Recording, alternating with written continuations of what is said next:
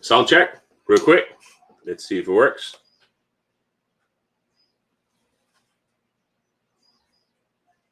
So, yes, it does. Hello, everybody. Welcome back to my channel. I appreciate you guys coming by. Today, we're going to talk about DJI FPV. Is this drone for you? Is it? Well, why we do this stuff and we dive into why I think this might be for you or might not be for you, you can leave a comment in the chat. And in the chat right now, we have Lee Bessing, we have Brad Barry, and we have Drone Flex. I see you guys already fighting about who's the first previewer. I appreciate it. DJI FPV, it is, after all, when I see plenty guys on the forums calling it a toy, I want to clarify that. This is not a toy. This is not a toy. You know why it's not a toy? Because if you don't operate it responsibly, you're going to kill somebody with this. This is 800 grams of weight going 90 miles an hour. And if you don't watch out what you're doing with it and you get hit in the head by 1 3/4 pounds going 90 miles an hour, you're going to be dead. So it's not a toy. Besides that, why it's not a toy either is because it records 4K 60 FPS.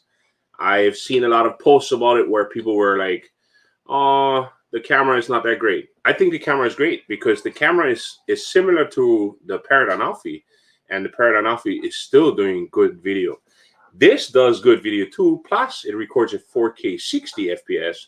So if you have your timeline set to 30 FPS, you're going to be able to download it or to slow it down to 50%, making most of your shots even smoother than they are already.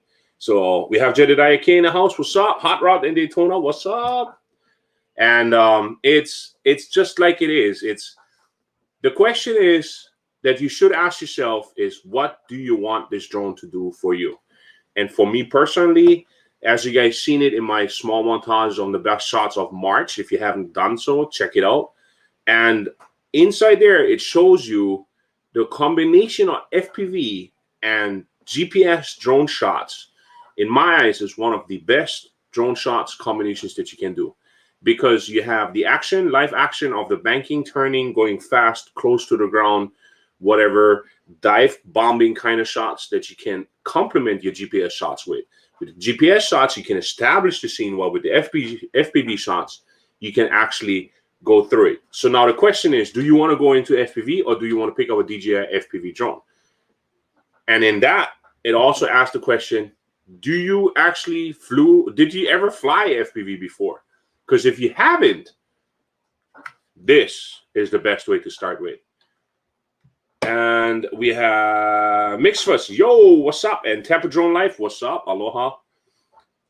To check with Hot Rod says to check with DJI. I want the X Dynamics Evolve 2. To hack with DJI. Okay. Well, X Dynamics Evolve 2 is like, I think the price dynamic on that one is going to be twice as much because it's going to be around the $3,000 range, while this one in the Fly Mode combo is $1,600. Why is $1,600 actually a very good price? Even though that people complain about that this thing is flimsy. It's not really that flimsy. It's flimsy if you hit it into the ground going 80 miles an hour. Yeah. A lot of things break with that. Your GoPro will break. Probably, maybe even a carbon fiber rips out a motor. I don't know. I haven't flown those type of drones yet. But why do I think that the $1,600 is the best way to start and getting into FPV? The thing that people need to understand is what FPV actually stands for, and that is first-person view. First-person view is based on that you flying something with goggles. So these goggles is the V2 goggles. They're digital, so they make it for the consumer very easy to watch it. So it's a super crystal clear image.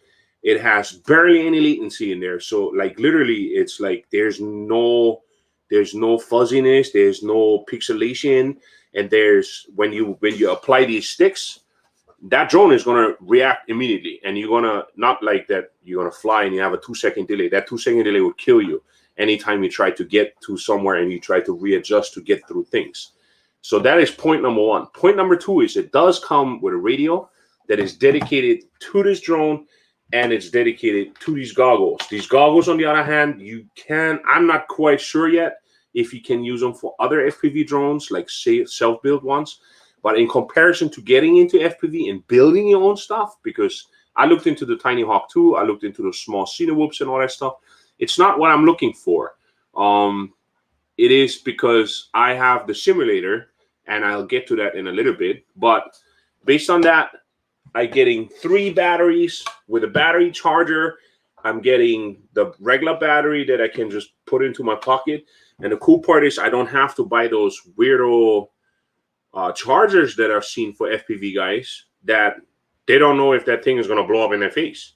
And this one, I hook it up, all 3 of them, and I walk away for the next hour. If it blows up in my shop, it blows up in my shop, but that's probably not going to happen.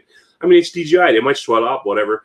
But consumer-wise, for getting a ready-to-fly out of the package kind of FPV deal and getting the option to get into FPV, then this drone is for you. If you want to learn how to get into FPV, besides the simulator parts, to have something ready flown without having to solder anything, without having put stuff together, this is your best option. Why? Because if you pick up a radio, you pick up goggles, you pick up all the stuff that you have to learn first, the time that you put in order for put a chipset together, put the motors together, wire all the stuff, solder it together, put a camera in the front, make sure you have the right receiver, make sure you have a radio transmitter and all that stuff that works all together.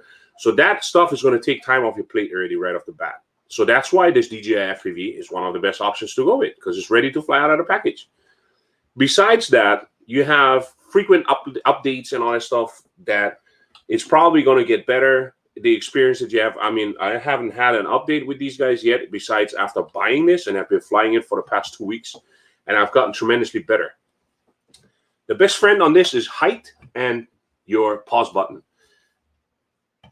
Why do I think that FPV is going to be substituting, or DJI FPV can substitute for safety, is because you have the other 2 modes available within this drone. You can fly it just like a GPS quad, but it kind of defeats the purpose having this drone. But it still gives you the option. Sport mode is still one of the smoothest way of getting those smooth banking shots, but I can get those 2 with my Autel Evo 2 by locking the gimbal, by just simply saying, oh, I don't want the 3-axis, I just want a 2-axis. Okay, this is just a simple 1-axis. If you are setting your stuff up over here, the steeper your camera is set up in here, the more you will lean forward, the more speed you will pick up. It's cool that you can adjust that, because if you build something yourself and you put a GoPro on top, that costs another $400, $300, $500, depending on which version you have. And it's going to get more expensive. And plus, you're going to set it up in a certain angle, and then you review your footage, and you're like, oh, that's not what I wanted. And because you don't have no live transmission. With this one, you have a live transmission right into your goggles. You're going to see what you've seen. So the way you flew and the way you got your shot is the way it was recorded. It takes a step out of that. So that's another good thing that I don't have to worry about, and that's why I like it so much. Is the DJI FPV for you? It depends on what you want it for. This is not a freestyle drone. This is not a race drone. It's not going to get you through the gates. It's not going to get you through super tight spots. Like you see people like Nerk flying this thing. They are like reckless, like super reckless. They have no remorse. They're going to take this bad boy and they're going to send it through playgrounds, and they're going to send it through like super tight spots. It is possible to do so, but they have years and years of FPV experience. And they said it themselves. This is not a freestyle drone, and this is definitely not a racing drone either.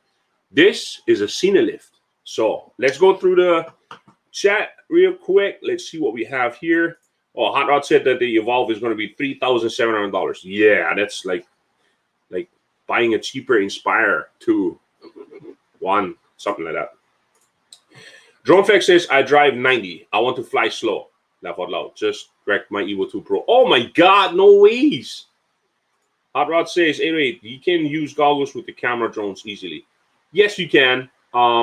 It's just if you use goggles with regular drones, GPS drones, I think there's no real purpose in that. I fly it in this one. I tried the regular mode, and I don't know. I just never got the hang of it. That FPV is made for diving, turning, banking. It gives you that immersive experience. Okay, so the other part is to get better. To get better, people said, "Oh, try the simulator." Yeah. Well, I don't have iOS, and plenty of people don't have iPhones. Plenty of people don't have a MacBook, or they don't have anything that is iOS supported or has iOS. So they have Android. So the best way of doing that, let me pull this up real quick for you. Share screen right here. Share. No need audio for that. This one right here. This is Liftoff, guys. So Liftoff is one of the best simulators for you that you're going to be able to utilize for your stuff. Because if you look at this thing, it costs you $20. In the expanded version, I think it's a little bit more. It's $20 plus $6 for the download client. So you're going to spend $26. $26 to have a simulator that runs super good. If you watch their video right here, it has all these things. You see all this stuff that you can do with it. It has all these things in there. The best part in this combination that I really like about this is, as you can see it in this video right here, which is their trailer, you can fly it in third-person view, but I prefer to have it in first-person view because that's the first person that you're going to be actually flying it in your goggles. The coolest part is that you can use the DJI controller, guys. The DJI controller is just plugged in with a simple wire. The USB-C wire and the USB that comes with your kit already. You plug in the USB-C in the back of this, and you plug it into your computer, and you can play it. The requirements for this simulator are pretty low too. They start at the Windows 7. You got to have at least a 1 gig of video card memory and stuff. It's to run it like on low. If you want to run it in like high-end stuff, I recommend anything higher than that. I would go with a Windows 10. I have a GeForce GTX 1080 Ti on my desktop, and that's where I play it with on full blast, and I'm going super fast. I have 120 FPS in this, and I have no problem with playing it, and it's super cool because you're using this controller, and you can actually set the rates within the options once you get used to that whole thing, because the rates are in the game. They're like super sensitive. So you get used to this super tight movement. It looks like you're barely moving your controller. And then you realize that your sets on your rates on this DJI FPV drone are actually set way lower. They're like set to like 350, 400, 500. And you should have it at like 850 in order to compare it to the game. But then you tone down the game controls, and you're going to see yourself actually utilizing this controller more and more. And the moment is going to come after like 2-3 hours of playing this Liftoff FPV thing that you're going to do things automatically. And the moment you start doing it automatically, turning, yawing, rolling, that's when you realize, oh, I can do backflips. Oh, I can do power loops. Oh, I can try to do a roll. I can do, and that's how you expand. So I ended up, after a while, I did like 3 hours on the simulator first because I totally couldn't figure it out. I was with this one 4 times in the air. I burned 4 batteries on this, trying to be up like 300 feet up in the air and trying to figure out how the hell do you turn with the damn thing? And I was flying sideways. I ended up flying backwards. I ended up forward. And I just couldn't figure it out for the hell of it. It just wasn't working for me. And then I came up with this liftoff thing. You know, Johnny Drustel told me, hey, check out this liftoff simulator. And I'm like, oh, I have a Steam account. I can do that. And I tried it. And then he said, oh, you can use a DJI controller too. And I'm like, what? So I plugged it in. And the moment I plugged it in, it was totally different. From there on out, I learned how to fly this FPV thing, and I just kept going. That's when I realized this drone is for me because I'm using it as a scene lift. I'm using it to go and get super beautiful, nice shots of landscaping or flying over ocean or flying along coastlines. Shots I cannot get with a GPS quad. I can go fast forward with a GPS quad. I can probably try and make some nice fancy turns with it while I go faster. The problem is just the braking distance you have. Let's say my Evo 2 Pro. I fly my Evo 2 Pro, balls to the walls, and I go 45 miles an hour. My braking distance is almost 40 yards, guys. The moment I pull the stick backwards and I want her to stop, she's floating like 40 yards before she stops. This thing stops within 5 yards. The moment you're going 90 miles an hour and you hit that pause button and she only goes 5 yards forward. And then she just hovers there. And then I was like, whoa, that's totally different. It's because what she does is she turns herself this way to brake, and then she levels herself out. The IMU on this is super awesome. I wish Autel Evo 2 would do something like this. IMU calibration. I have never calibrated the IMU on this. I took it out of the box. I've been flying it ever since. So it's super cool. I never even do a compass calibration on this either. And I've been flying it wherever I went. I went on the other side of the island. I went this side of the island. I went that side of the island. And I just keep getting super cool shots with it. I bring my Evo 2 Pro along. I do hyperlapses with it, and I'll just cruise the coastline. I establish the shots. I get the wide shots. I get the close-up shots. I get the straight down shots, and then I fly and I explore it with my FPV drone, and it's super fun. The one thing that people forget about this, that's probably why they call it a toy, is because it's so much fun to fly. Once you figure out that your thumbs are going to do the same, that they're going to do the thing automatically, you don't even have to worry about how to pull the sticks, what direction to put the sticks, to know where the drone is going. And that's where I realized this drone is for me. The question for you will be, what do you want to use it for? If you really want to get into FPV and you want to learn how to do FPV, you can just use the simulator and then start researching and building your own, soldering your stuff, doing whatever you have to do, and just build it from there. But cost-wise, RC, you need the radio, you need the goggles, you need the drone, you need the frame, you need the motors, you need the receiver, you need the transmitter, you need an action camera to put on top, the housing for it and all that stuff. It almost runs up to the same amount because of the time that you put in. I don't have that time. I have a full-time job and I have family. I have this YouTube stuff that I got to make for you guys. And I'm telling you right now, out of the box, this FPV drone, if you really want to get into FPV, this is the best option that you can get. For that amount of money, you cannot grumble because you get the 3 batteries, you get the goggles, you get everything with it. And it's freaking awesome. It's so much fun. I'm totally addicted to it. I have been looking into maybe researching a little bit on the side and maybe getting me a 5-inch quad and maybe a different transmitter and stuff. But I'm so used to this already. I probably, if I look into anything, I look into something where I can use a Tango 2 controller, because the Tango 2 controller apparently seems to be very similar to this. And I have, if you guys can see it, I have loosened up my stick over here already, and I fly it in GPS as well. The only difference is when you fly it in GPS, when you switch back over to GPS, you cannot just let go of the stick, because the stick, if you hold it like this, she slightly is downwards, so she starts sinking to the ground. So you got to keep an eye on it. So I usually keep it this way. You get used to it already. And the other day I flew afterwards my Autel Evo 2 Pro, and I was like, oh, now I totally forgot how to fly GPS. So because in GPS, you keep pushing this stick forward for go fast, faster forward. In FPV, it's totally not like that. It's because you're pitching one time forward and then she stays that way. You can let go of the stick. That's why it's important to have the tension on this, so it's always centered. So once you set your direction in a certain way that you want it to be, just let it go. It's going to stay in that direction, you know. So it's not like the GPS version where once you let go, there's nothing happening. She just hovers. So let's go run through the chat real quick and see what else is there. We have, what's up? Aloha, how you doing, my man? That's the man that I met that flew my drone balls to the walls, and he really showed that my drone can do stuff. All right, what else? I use a HDMI equipped tablet to goggles for the E2. Hey, that sounds pretty cool, dude. Hot Rod says, I can go from 70 miles per hour to 0 miles an hour at about 150 with my vet. Does that count? No, that does not count. Your vet does not count on that one. WrestleMania says, Aloha, great to see you tonight in Pennsylvania. Yeah, is it still like that gets snow in the mainland? I have no idea.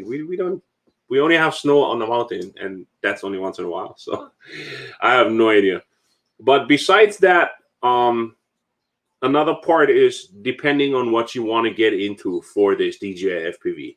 If you want to get into freestyling, if you want to do rolls and you want to do loops and you want to fly like Mr. Steel or Nerk, I highly suggest do not buy this, because this is not made for that. It is literally, like most people said, this is a heavy rig. It has underpowered motors for the purpose of that freestyling and the racing part. She is very agile and very nimble. She reminds me of a super aggressive, the sport version of my Paraganafi.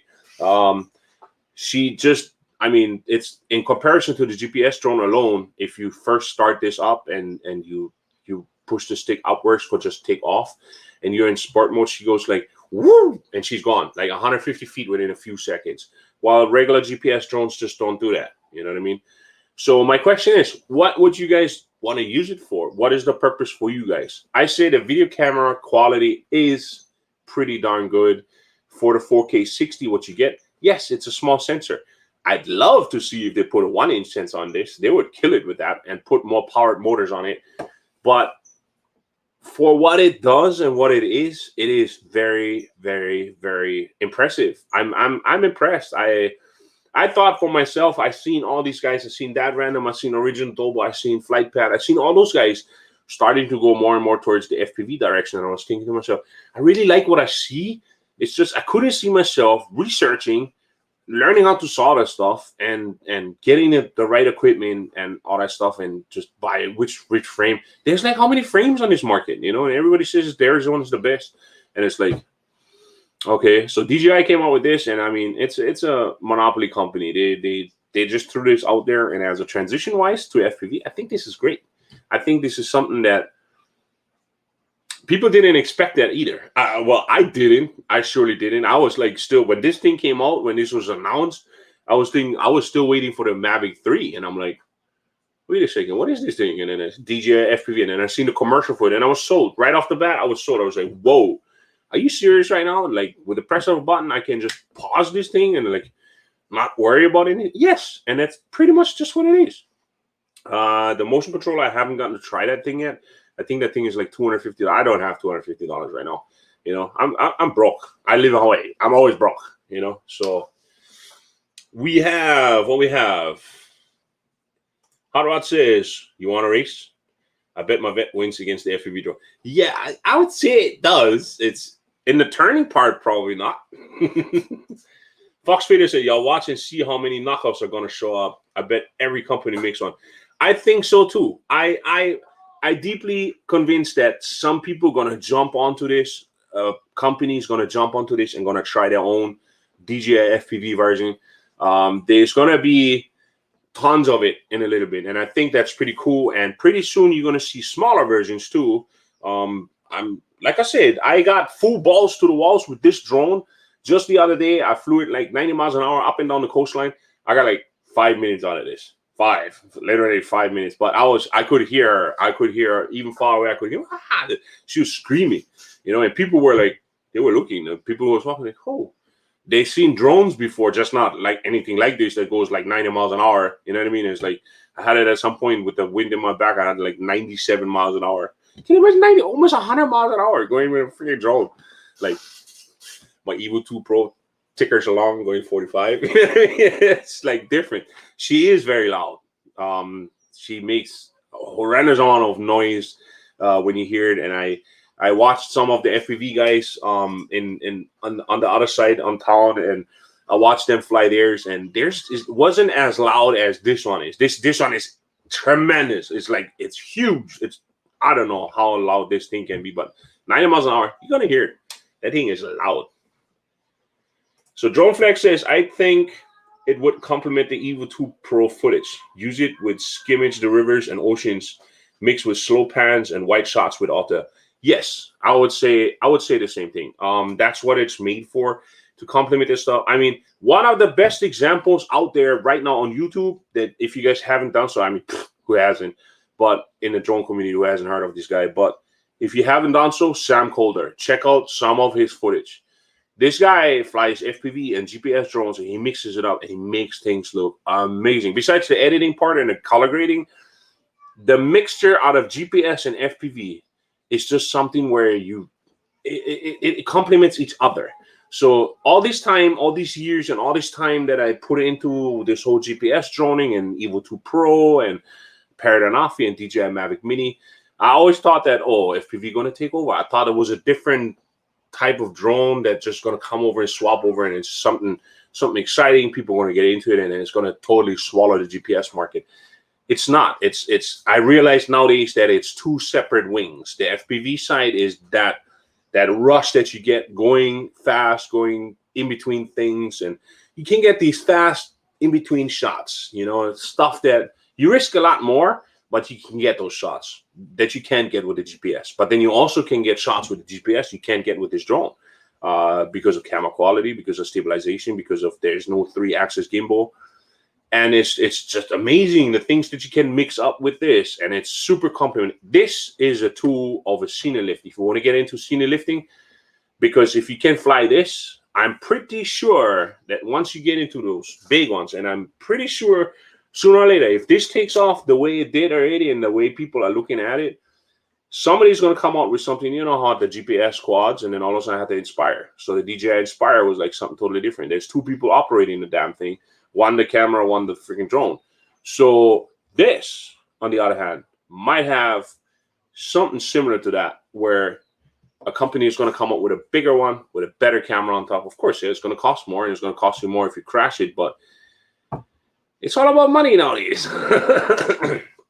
So, WrestleMania said, I finally got my Part 107. Oh, good job. Test done. Believe it or not, I passed. Good job. Appreciation is that. Now I can finally show my Evo 2 footage that I will use to augment my travel videos. Can't wait. That's awesome. Part 107 makes a huge difference. If you are uploading YouTube videos and you are monetized like I am, and you utilize drone footage, make sure you get your Part 107, because they might come after you and they might ask you for it. I'm surprised YouTube hasn't asked yet, oh, do you have a license? Can you upload a copy of it or something like that? You know what I mean? So just to make sure that, oh, sorry, but you uploaded drone footage, you know.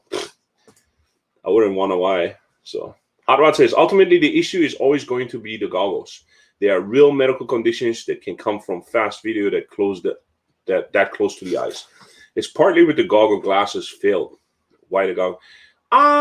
Yeah, but I mean, try to look nowadays. Try to look around wherever you go. You're going to see people like this. People are constantly on their phones. So if they can look at this phone for like hours at a time throughout the day and watch Facebook and YouTube and all that stuff, what is 20 minutes on this? You know what I mean? So I don't know. I thought I might have issues with this, but because the way that thing moves like this, it's actually not that close. Like the way it projects is, it's really good. Like it's not even that blurry. And I don't know. I mean, I have never seen my eyes. I might be caught eye the whole time while I'm looking at this thing, but for now, you can see the stuff. And so far, I haven't had any issues with my eyes. So, including epileptic seizures. Yeah, we're going to have that all the time. Epileptic seizures are a normal thing for people who play video games and all that stuff. That has, I mean, that it can happen. But it's usually like flickering lights. It's like a lot of strobing and stuff that can cause that, yeah. So you don't really have that in here, especially manual settings. I just did manual settings on the camera settings on this. Plus, I got me the filters. The filters came in. which are right here. Let me open this up. So the filters came in for this bad boy. And there are a freaking must for this. If you pick up the DJI FPV combo, fly mode combo, I suggest pick up these guys too. So plan like $60 extra on top of that, because it made a huge difference for me. Plus, I put it into manual. You can't change the aperture, so you don't have that option because the camera is static. But you can change the ISO, you can change the FPS and all that stuff. So what I've seen, based on my prior stuff, when I had it in auto, it plays with the ISO up and down. So that's the reason why you have artifacts on certain parts. Plus, if you look straight up into the sun, or you fly through the sun, then all of a sudden the bottom is blurred out or blacked out. And then when you go over the bottom, then also the bottom comes like super bright and the sky is blown out. Once you get these ND filters on, and I'd say ND16 is one of your best friends, ND8 or ND16. I flew the other day during a sunrise, and I flew with the ND16s right after the sun was up. And I'm telling you, it was killers. Like the footage I got out of that is super good. Plus, I flew a couple times into the sun, turned off, flew down the coastline, these ND filters, and the footage came out tremendously better than when you don't have manual settings on it. So inside the settings of the goggles, if you go on to camera, I think it's camera settings and then advanced camera settings, you can change your white balance. You can change your manual exposure or auto exposure. You can change your ISO inside there, and it helps a lot, like literally a lot. It made a huge difference. And I mean, if it helps you guys out, by all means, I'm making a video for that too. Besides that, getting to videos right now, I'm almost done with my 2.6.22 update for the Autel Evo 2 Pro, because that one took me a little bit longer because I wanted to pump enough shots in there. I wanted to pump enough flights into that. Plus, I was flying this by the side. I was making videos for this on the side, so it took me a little bit longer.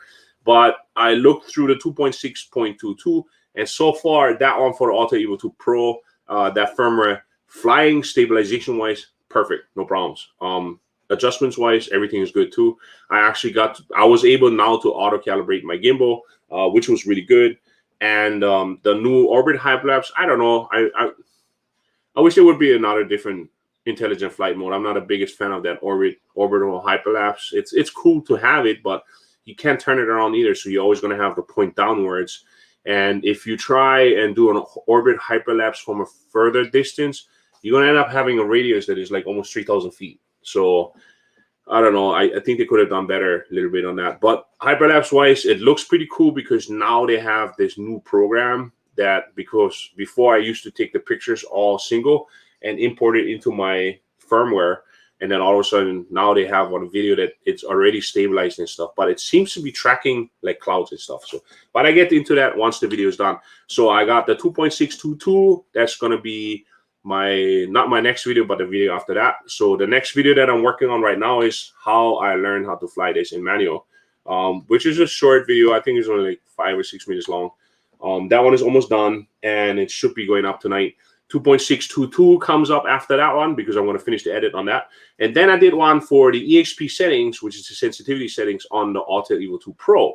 So a lot of people have asked me, what does it actually do? And a lot of people didn't know. So I made a video for it, and I worked really hard on that, trying to make sure that I explain everything in the right way, and I put a lot of time into that. So that's the reason why all these videos are a little bit staggered off. But plus, like I said, I work full-time. I have a family and stuff. So let us see what else we got here. I fell behind. Alika says, are you ready for a race? I don't race, bro. I do Cinelift things. Cinelift, Alika. This guy is really good the way he flies his FPV. Mix says, actually, analog goggles would be more of an issue with epileptics because of the flashing and crazy crap that they do. Yeah, that's what I mean. It's like it's strobing and light flashes that usually causes it. This digital, I'm telling you that the quality on this thing it's amazing. And my brother is one of the people, he never really flew any drones, and he has a lot of problems with certain games he can't play on the screen alone because he gets motion sickness. So when I told him about this, he's like, oh my God, I'm not even like, look. And I let him wear the goggles while I was flying it by line of sight just to show him what it was. And he was like, whoa, he was looking through it. He was like, oh, I don't get no motion sickness. So I don't know if it was because of the way I flew or just, he said it didn't affect him as much because of the clarity of the image and how nice it actually looked like. So that is a plus. Malachite Methuselah said, Google Glass failed due to the public perception of privacy invasiveness. Drones have seen a similar issue with public opinion. Yeah, I had that too. A neighbor behind me heard this bad boy. Like I said, this thing makes a lot of noise. And she posted on our local subdivision group, and she said, "Who's flying their drone so disrespectfully over my house?" And I'm like, wait a second, I'm like 250 feet up in the air, 300 feet up in the air, and I'm flying it up there trying to learn how to fly acro. And I was like, when was all? And she just had a privacy issue with it. She just said, "Why do you have to fly over my house?" And I was like, because I can, because I'm allowed to do so. As long as I'm staying within the FAA regulations, I can fly over your house as long as there's no big crowd underneath, you know?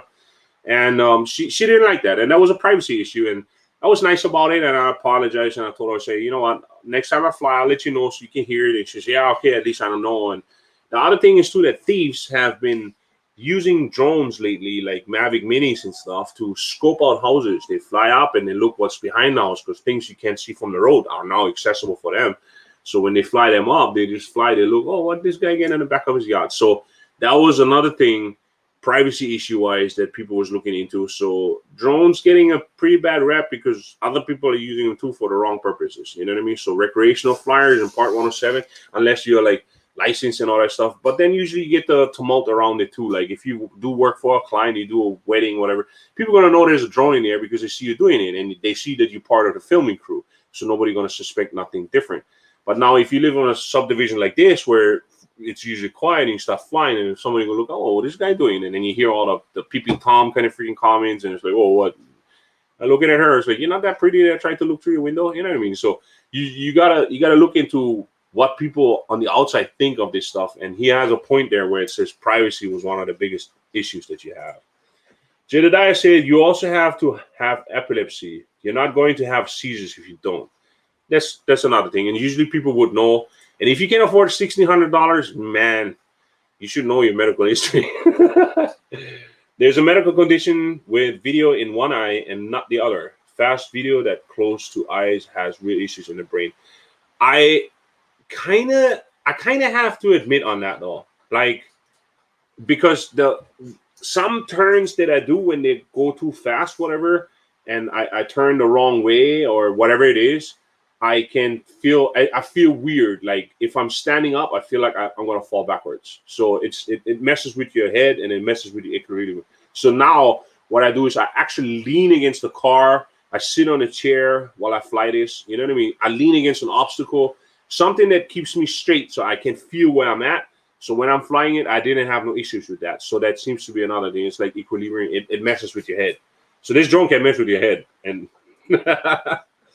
that's why people get headaches if they do it too long. Yeah, that's why after 3 batteries, I'm done. I'm out. I'm going to put it on the side and I'm going to take a break because I know it's just like riding a motorcycle. When you get super excited and you get like super hyped, then you're going to start doing the stupid stuff. And that's when you crash. So yeah, I usually take a breaker. I haven't opened my Evo 2 Pro yet. It's like a present waiting. Why? Why wouldn't you open it up already? Still waiting for some accessories. I look forward to your settings video. Thanks for all your hard work, brother. It's not really hard work. It's just something. YouTube, you got to understand, for me, YouTube is an outlet from my job out there because I work corrections. So I work with a lot of bad things every day. So YouTube is my outlet. So I don't have a schedule. If I pop out videos, I pop out videos. If I can't do it because I'm working 16-hour shifts because I didn't have a choice, I'm going to be doing that. Besides that, my family goes first. So if my kids, something comes up, my wife says, oh, you're not going to fly today. That's cool with me. And I'm going to tell her, okay, let's do something, honey. We go.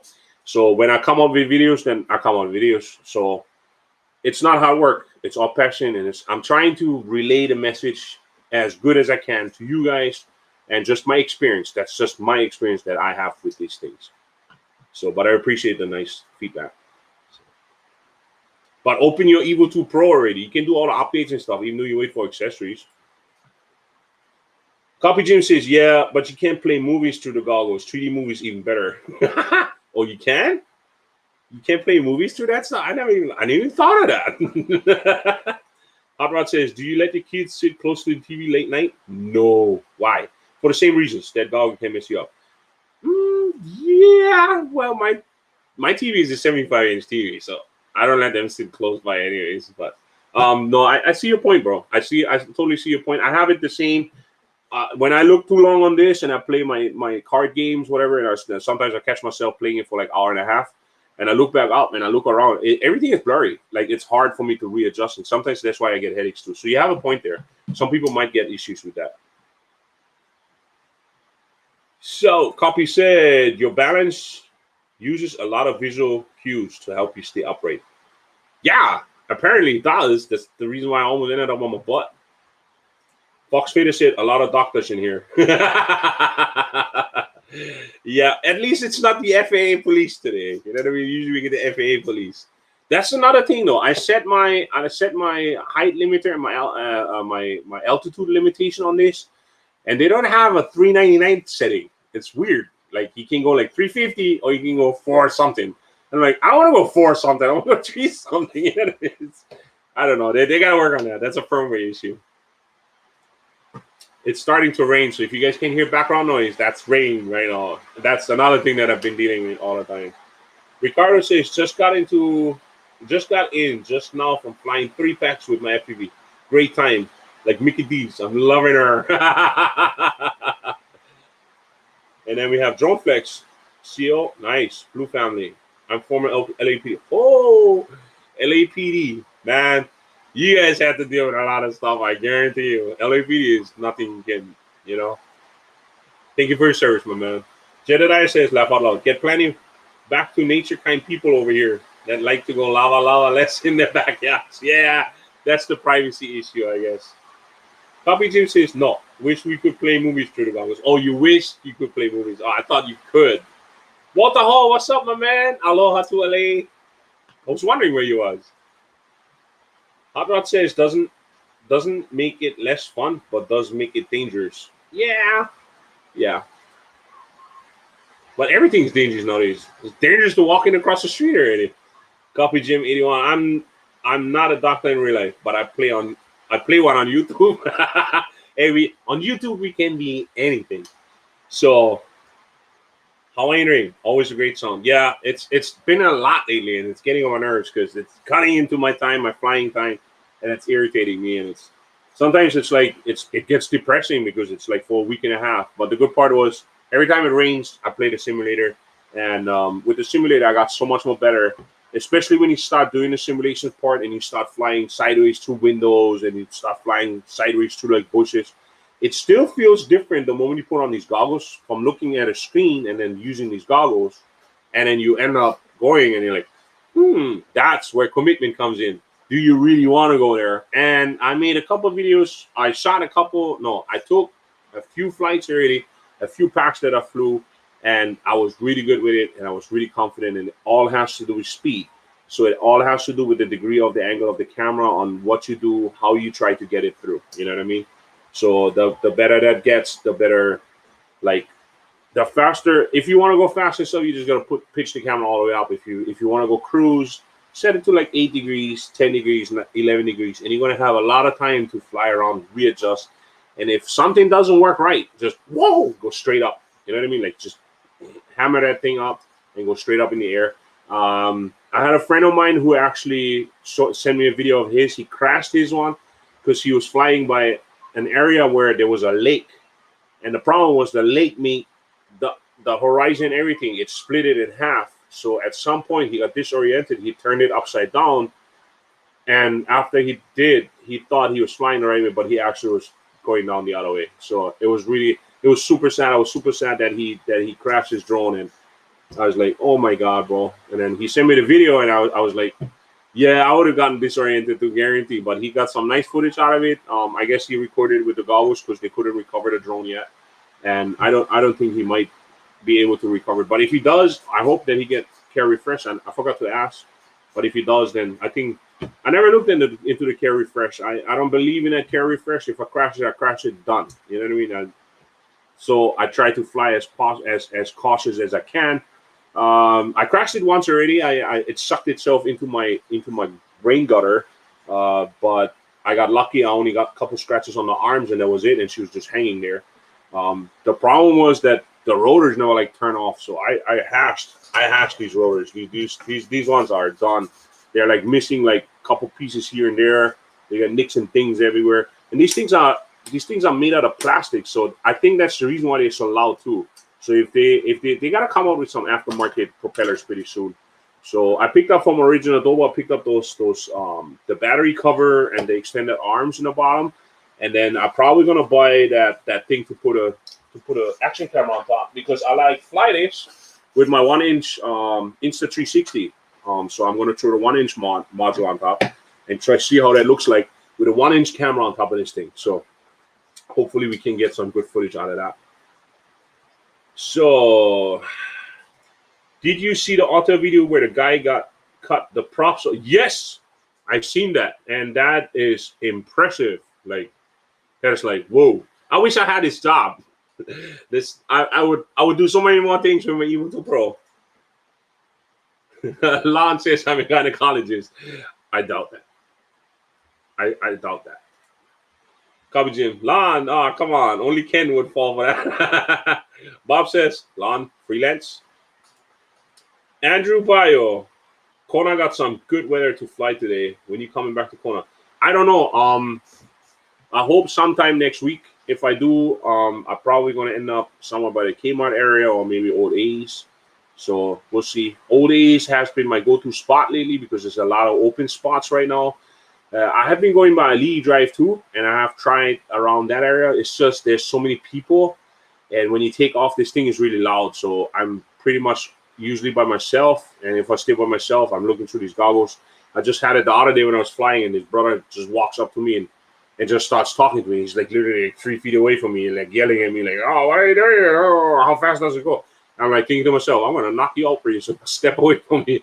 But I put it into pause mode. It's another good thing. I put it into pause mode. I lift up the goggles. I thought, okay, can you stay on that side in case something happens? And he's like, oh, okay. It was weird, but yeah. Hopefully I can come back over to Kona site. It's usually super nice over there. I want to go Kau site too. Drone Fix, have to run. Thanks for the service and the great videos. Stay safe and healthy, my friend. Yes, you too, my man. Thank you for coming. Captain Aloha FPV. Let's get an FPV adventure going. Yes, I got to. I definitely got to. Whoever is watching me right now from the FPV community here in Hawaii, if anything, hit me up. You know what I mean? Just hit me up, and if you guys want to fly FPV, and we're gonna make it one day that we all meet up and we all gonna try fly something. And I'm gonna bring my camera and make a vlog episode or something. I love to meet people by appointment only. A gynecologist only by appointment only. Got it.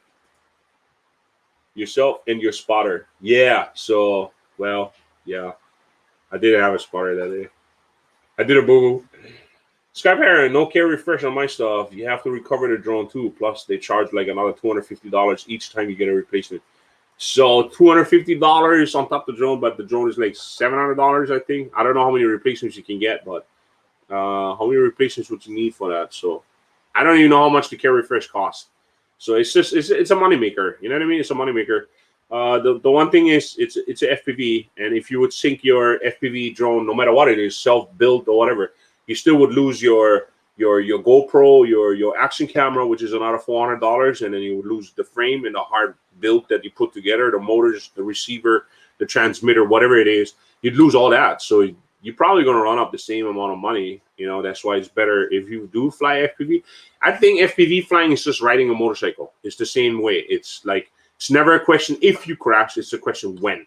Because sooner or later, I'm going to guarantee make a dumb decision, and I can make this. You know, it's just not going to be one of those situations like, oh, hold my beer kind. Because I don't condone that at all. I always try to be very responsible at not trying to do anything stupid.